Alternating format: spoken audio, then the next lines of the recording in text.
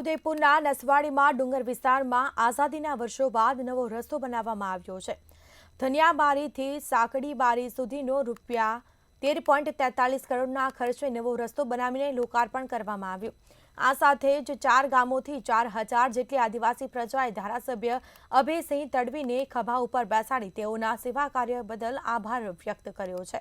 તેમજ આ માર્ગ નવીન ડામર સપાટીનો બનાવવા બદલ આદિવાસી પ્રજાએ ઉત્સવની જેમ આ અવસરને મનાવ્યો હતો।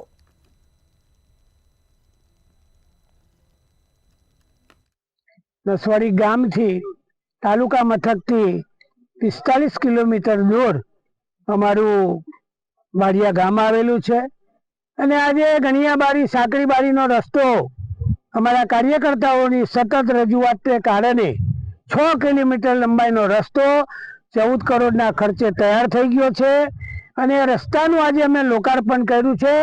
આ સાથે અમારા જિલ્લા પંચાયતના સભ્ય કેમજીભાઈ, અમારા તાલુકા પંચાયતના સભ્ય આપણા રણજીતભાઈ, દેચિયાભાઈ, વાનજીભાઈ, અમારા પૂર્વ પ્રમુખ રાજુભાઈ, અમારા ગામ અગ્રણી અમારા રસુલભાઈ, આ બધા જ આગેવાનોને સાથે મળીને આ રસ્તાનું અમે લોકાર્પણ કર્યું છે। આજે આપણે આઝાદીના વર્ષો પછી રસ્તાનું